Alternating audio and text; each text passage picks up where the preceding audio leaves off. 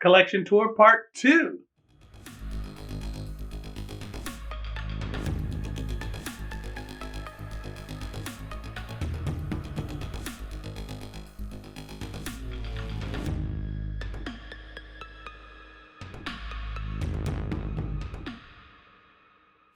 Hello Tarantula lovers, I'm Alex and you're watching Tarantula Haven. Today we are doing part 2 of my tarantula tour.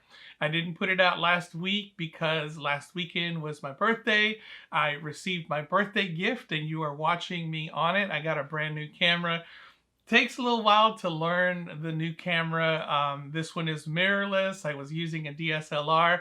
It has autofocus, but I had to learn a whole bunch of stuff that I did not have those options on my DSLR. So it was a lot of learning that I had to do. Not to mention it takes a long time to record all the different feedings and everything that I go through. So that's why I didn't put it out last week. Before I get started though, I do want to address something that happened on my last video. There were a few tarantulas that were a little bit too big for their enclosures and should have been rehoused a long time ago. And I did catch some flack about it in the comments, so I wanted to address that. First of all, I did want to say that what you see here is real. Me putting myself out there and subjecting myself to criticism, but that's okay. I can handle that. And I could have easily not included those in the video and just avoided the whole situation, but I do want to give you as much realism as I can. I am human. I do make mistakes. I had every intention of rehousing them before they got to that size, but things just got away from me. This isn't what I normally do with my tarantulas. What you don't see is the real life side of me. And even though I have included you on a little bit of stuff that's gone on in my life,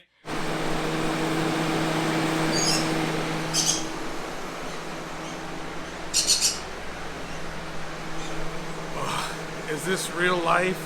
Things haven't been all sunshine, rainbows, and lollipops around here since the end of last year. So there have been a lot of other things on my mind besides the rehousing needs of my tarantulas. I do take care of them. I feed them every week, and I might open up an enclosure and look at it and say, oh, this one needs rehousing. I'll do it next time. And then I'll close it up, put it back on the shelf, and do it all over again the next time until I end up with a big baby Huey tarantula in a tiny box.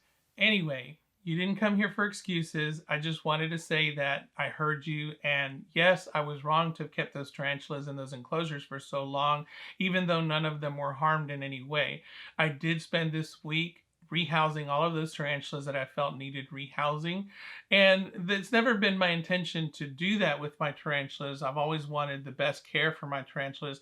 And it is my ultimate goal to have them all in nice permanent enclosures. I'm not wealthy, so I can't just make that instantly happen, but that is my goal. Anyway, enough with all that. Today we are covering this side of the tarantula room, which includes some pretty exciting species. There's also some other invertebrates and vertebrates that I also keep inside of the tarantula room. So let's go ahead and get on with it. I figured I'd start with my crested geckos. This is Vlad, and he is my oldest male. He is almost 100% pinstripe, and this is his mate, Moonbeam. If I can get her out. I call her that because she's almost got no pattern. She's usually very light colored like this. She's produced a lot of babies for me.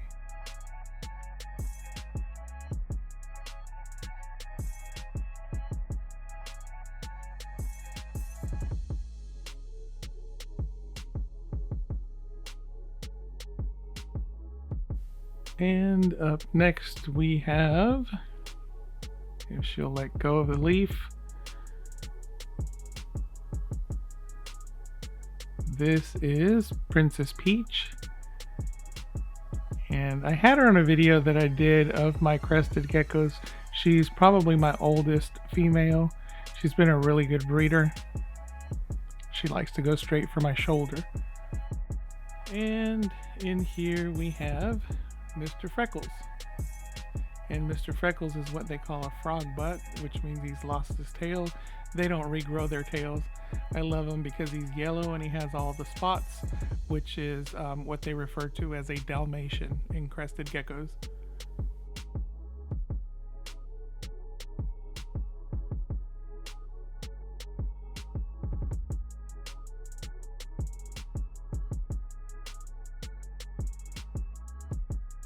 And this is Draco, and he's a total spaz.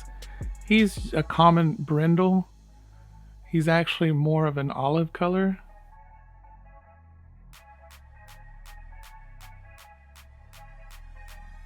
And this is Vlad's son, Dracula.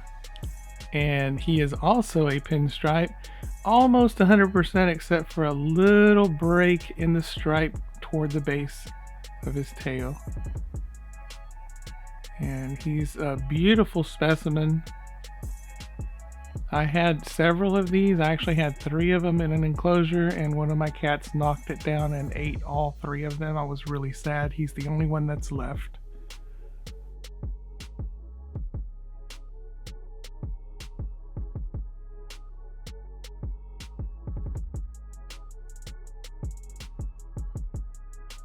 And on to the tarantulas. This is my Brachypelma hamori, number 1. This is my female. She's recently molted, which is why her colors are so brilliant. But yeah, she's nowhere near wanting to take food.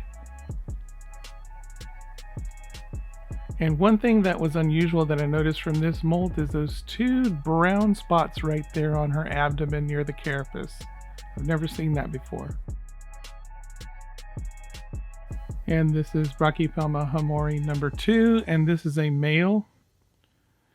And I'm not sure if he's in pre-molt or if he's just fasting for a little bit, but he's being really finicky today.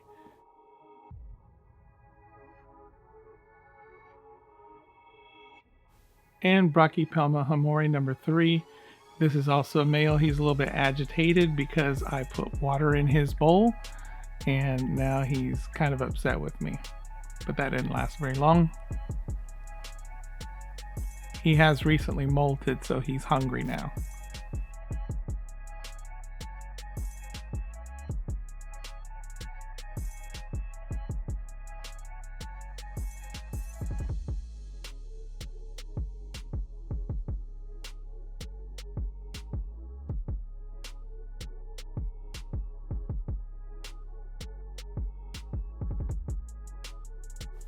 And my Lasiodora parahibana, salmon pink bird eater. It's amazing how fast these guys grow. I haven't had her very long, but she's already, I would say, about 5 inches, approaching 6. Now, she's been working on a web mat back there, so she's probably in pre-molt and was not really interested, but their food response is so strong she's still trying to go for the roach, but she never gets it.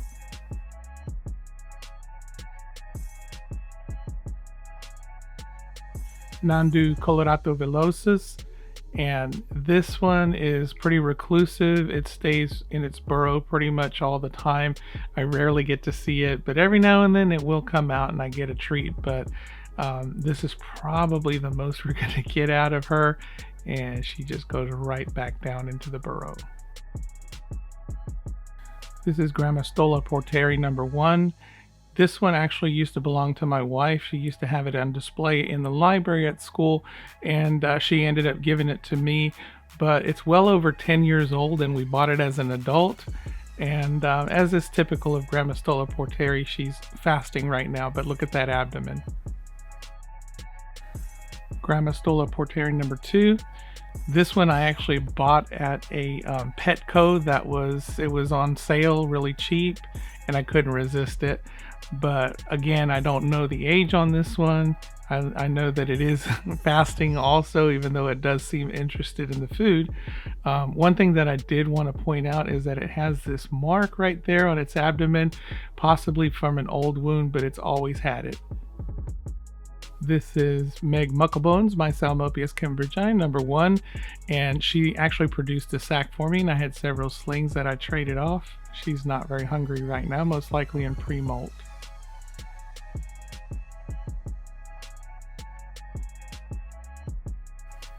P. cambridgei number 2.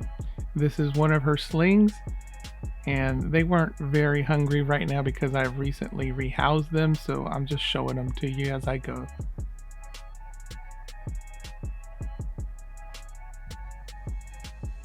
Salmopius cambridgei number 3.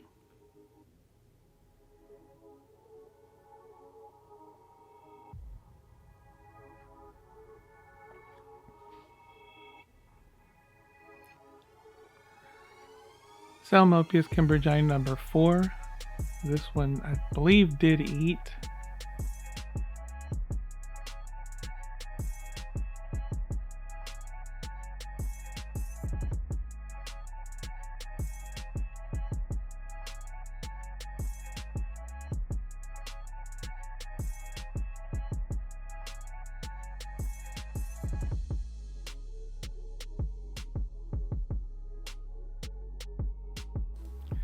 Salmopius cambridgei number 5.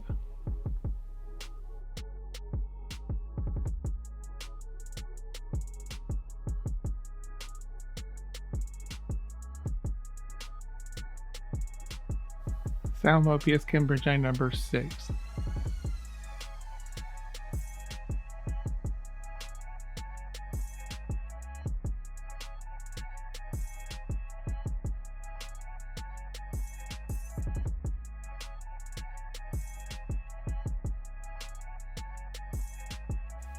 And Salmopius cambridgei number 7.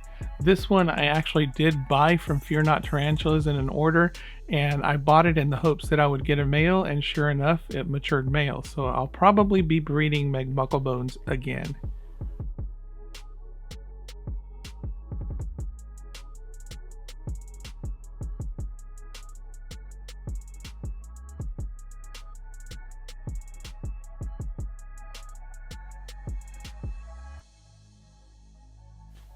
And I refer to this one as Schrodinger's tarantula because I don't know if she's alive or dead. She's just in there, and I rarely get to see her.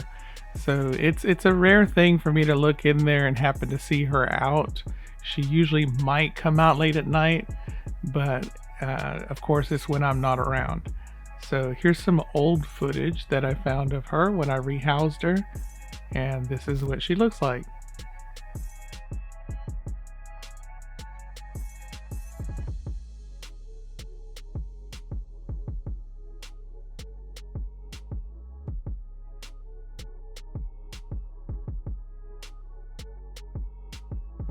And this is Poecilotheria regalis, and she was not feeling up to coming out either. So I found some old footage of her, so this is what she looks like.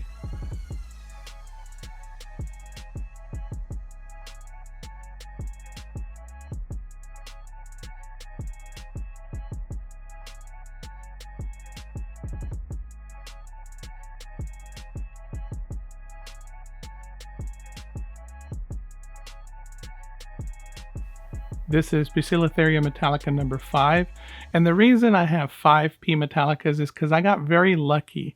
I bought 3 from Pet Center USA, which was run by Paul Becker, but at the time he was closing down his shop and I didn't realize it, but he gave me a buy one get one. So when I bought 3, I ended up getting 6. One died early on and the rest of them survived. So yeah, now I have 5 P metallicas. I also bought some P sazimai from him, and I'll talk about that in a little bit.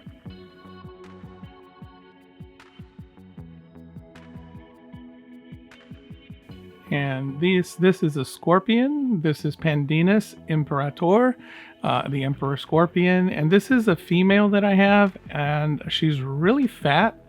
And I don't know why, but I don't believe she's gravid because she's actually pretty small. She's a little bit above 3.5 inches, I guess. And I don't think that's big enough or old enough to produce young. But I don't know, so I separated her just in case.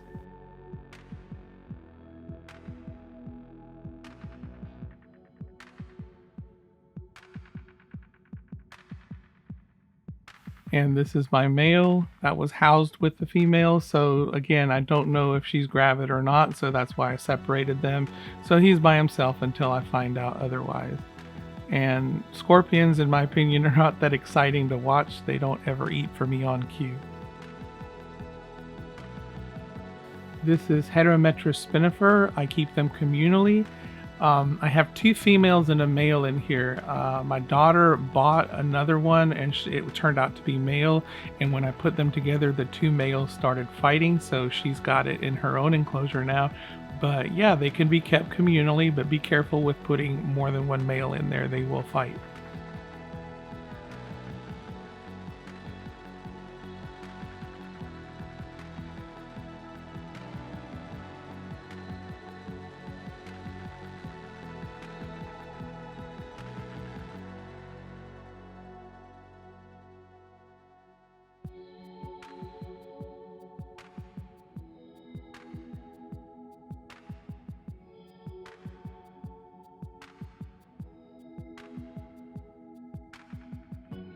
Harpactira pulchripes. She's just molted, so obviously she's not going to eat for us, but look at those colors. And the colors will start out light, but they will get brighter and stronger as she hardens.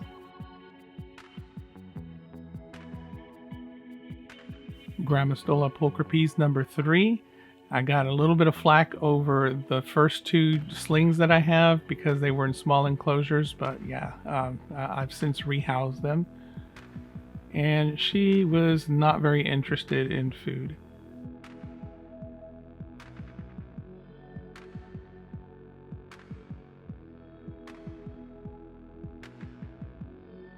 Hysterocrates gigas. And we are not going to see this one. It is fossorial and it rarely comes out. The only time that I actually really got a good look at it was one time when I caught it molting and I actually recorded it. And this is what it looked like when it was in the process of molting. Ceratogyrus marshalli number 1. And she's just been rehoused, so she doesn't quite feel comfortable in here just yet. She hasn't made a burrow. So this is what happens. And she's notorious for this. When she was a sling, I used to have to recapture her all the time. This is me putting her back in. Ceratogyrus marshalli number 2. And there is this stare down. I'm half expecting it to bolt, but it didn't. I believe it's a male. And notice the small nub instead of a horn there. It might be penultimate. I did have another one that did mature out male, so I ended up sending that one off for breeding.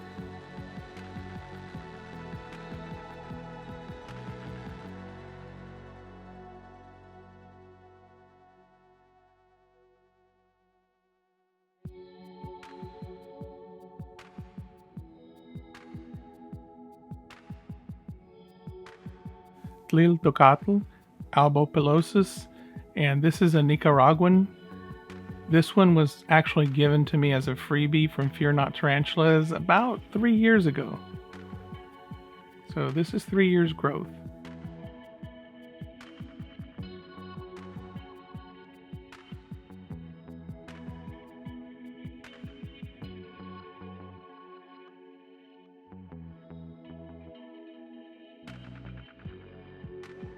T. albopilosus number 2, and this is the hobby form. This is actually the only one I've ever paid for. I think I paid $30 for her and she was already an adult, more than likely wild caught.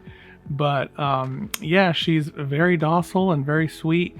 I actually keep her in my classroom and she's the only tarantula that I ever let my students handle, and her name is Harriet.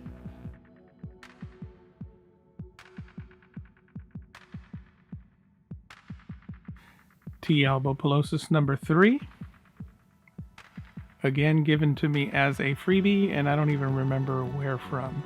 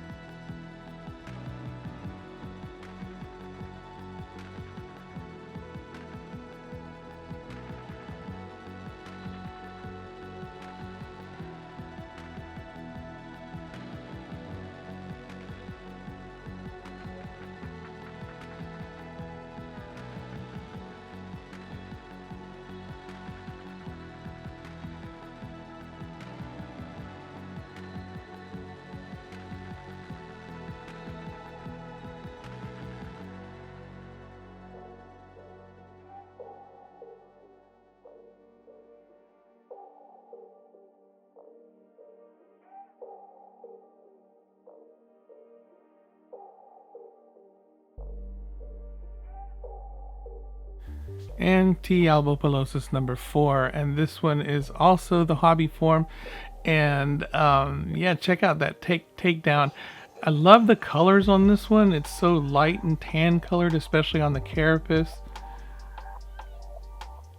I honestly can't tell the difference between Nicaraguan and hobby form, but look at that fluffiness. How could you not love that?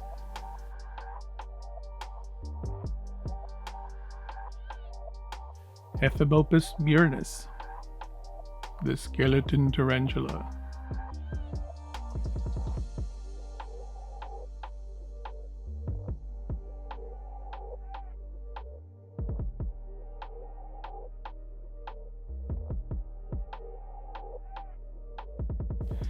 Poecilotheria diamantinensis number 3. And you saw the 2 slings on my last video. Those I won in a giveaway from Nature's Exquisite Creatures, which was pretty cool. But this one right here is a confirmed female that I plan to breed here really soon.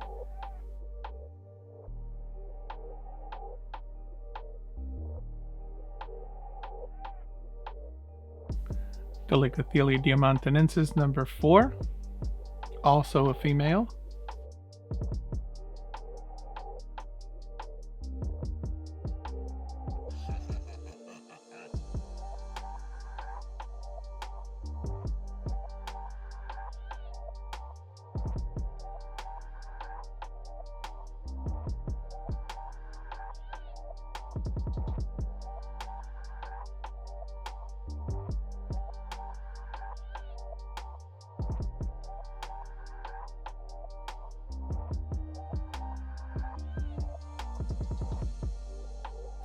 Poecilotheria diamantinensis number 5, and this one is in pre-molt, so it is not going to eat for us. You can see how taut that abdomen is.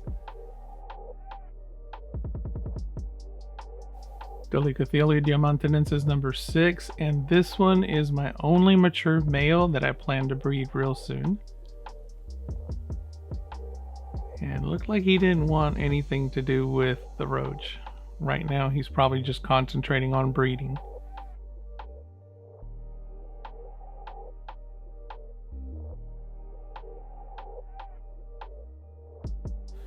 Avicularia, morph type 1. And this one is probably one of the strangest tarantulas I think I've ever owned. I never know when she's going to be hungry or when she's going to give a threat posture like this.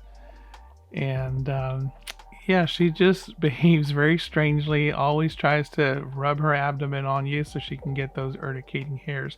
But from the shiny legs, I think she's in pre-molt.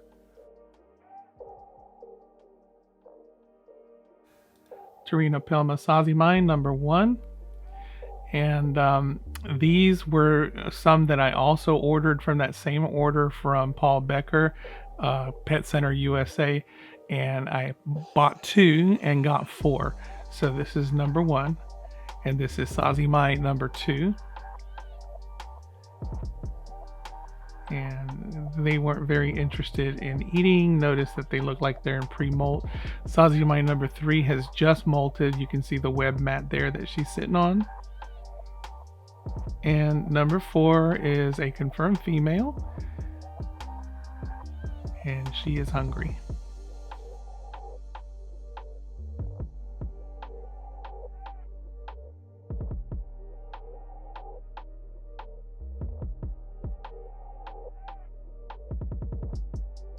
Orphanacus philippinus number 1, and just look at that bright orange.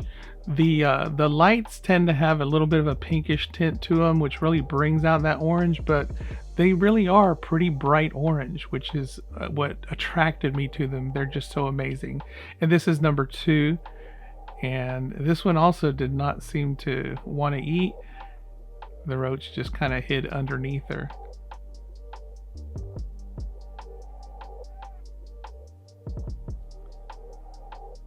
There you can see the roach just sitting still. As long as it doesn't move, it's all right.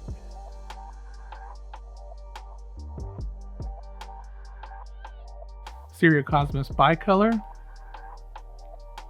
And it made itself a nice web here in its new enclosure. Unfortunately, we can't really see a very good takedown on this because it attacked from underneath the web.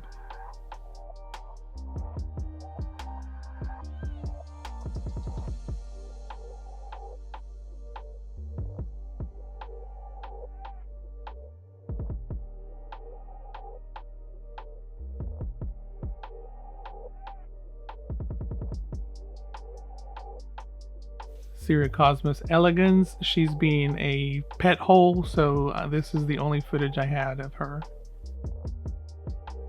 Nandu chromatus, and I left the sound on this one so you can experience how ferocious they are when attacking prey. You gotta be real careful with these.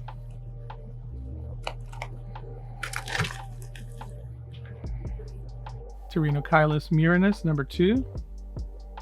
And these were also part of that giveaway that I won, so that's why I have 3 of them. I had 4, but 1 passed away. And this one kind of took me by surprise. I was half expecting it to come out somewhere else. Tarantula murinus number 3.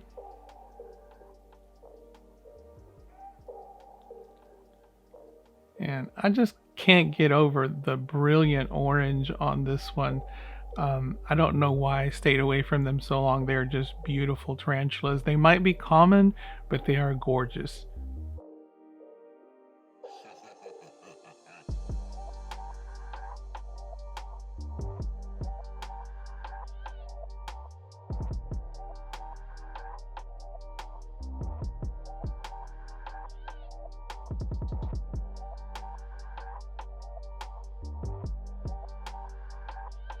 P. murinus number 4, and this one doesn't seem as bright orange as the other one. It also looks a little bit smaller, so that might be the case.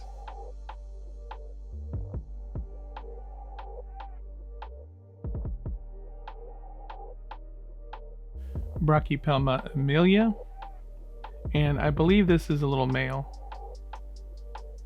Not very hungry.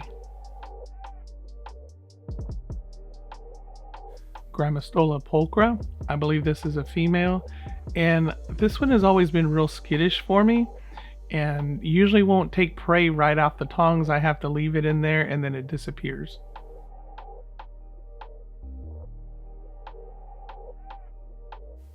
Formictopus cancerides number 1, that's me playing around with some speed ramping.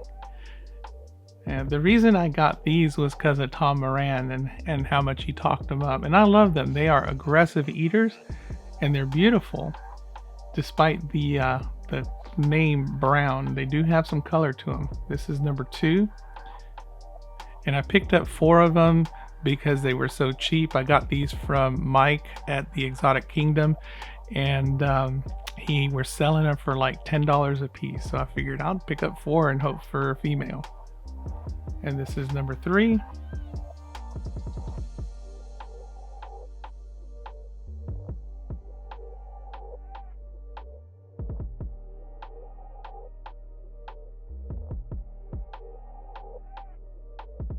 Formictopus cancerides number 4, and I believe this is a female, and I think she's preparing to molt. You can see she's kind of made a little bit of a web mat there, but she's got some beautiful coloration going on, especially on the carapace there.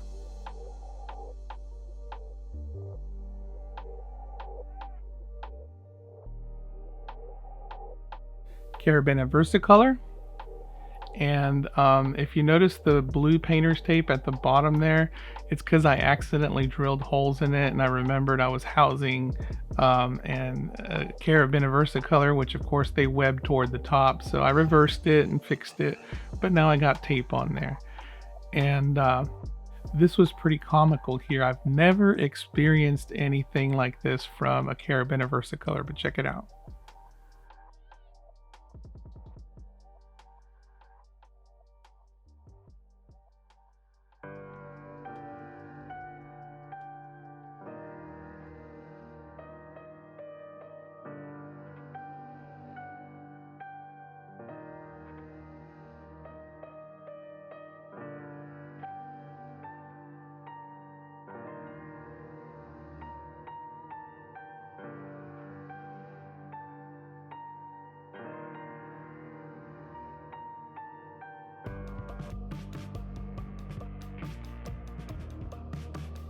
And I would have included sound on this one, except my wife and daughter had come in the room and were talking.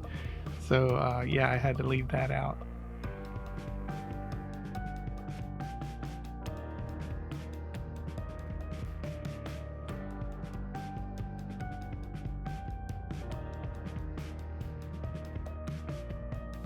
Can you believe that? It slapped at me. And just for good measure, it slapped at me again. And this is Avicularia juruensis, morph type 2, also known as the Peru purple. Hasn't gotten that purple coloration yet, but it's got a very beautiful abdomen, and look at those bristly hairs on the legs. Very cool. I had 3 of them, but I've since lost 2, and I only have the 1 left. Poecilotheria vegans number 2. You saw one on the last video. This one was given to me by Nate from Micro Wilderness. Again, another freebie.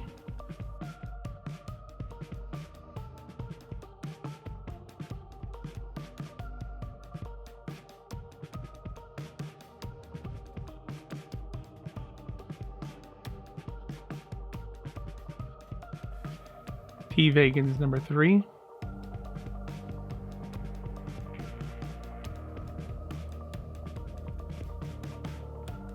And again, this is a common tarantula, but when you look at those colors, that beautiful velvety black and the red abdomen, and the carapace almost gives off a greenish sheen.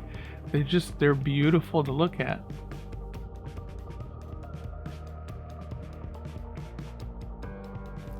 T vegans number 4.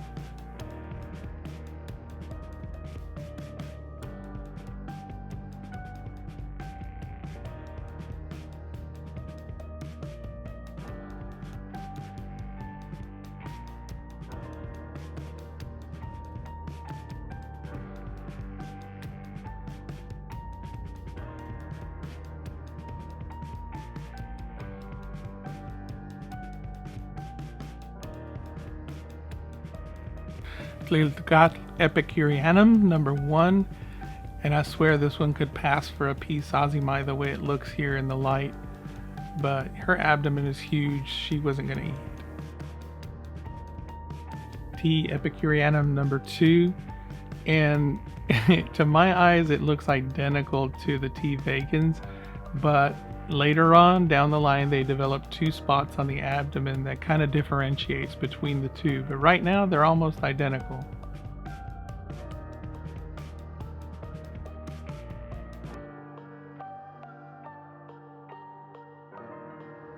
Grammostola cyaniopubescens number 2, and I messed up the takedown on the last video for my GBB, and on these I made sure to capture it as best as I could. I wanted to bring your attention to that gimpy leg on the back there.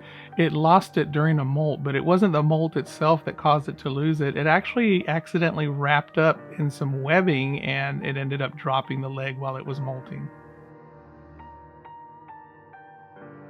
And Grammostola cyaniopubescens number 3. What a takedown. They're always such good eaters. They attack aggressively, sometimes a little bit too aggressively. I've had one climb up the tongs toward my hand one time.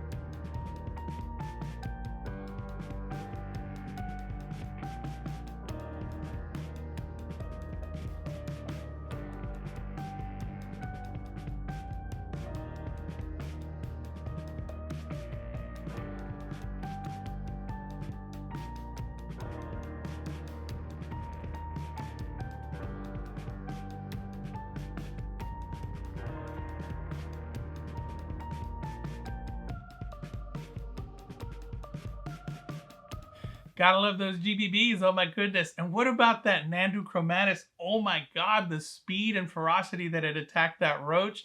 I'm glad I didn't have my hand anywhere near that. You got to watch out with those guys. I couldn't believe the blinding speed out of a terrestrial species. I would expect that from an arboreal, but never from a terrestrial. That was insane. And that concludes my collection tour, and I probably will not be doing one of these for a very long time because they take a whole lot of time to do. So hopefully my next few videos will be shorter, and I won't have so much work to do. This took a long time to put together. So that is it for me today. I hope you enjoyed it. If you did, please give me a like. Let me know down below which one was your favorite species. And if you want to support this channel, I do have a Teespring store, and I'll put a link down below where you can buy Tarantula Haven merchandise. Any of the proceeds from the merchandise will go directly to help grow and support this channel. Until next time, keep loving them tarantulas.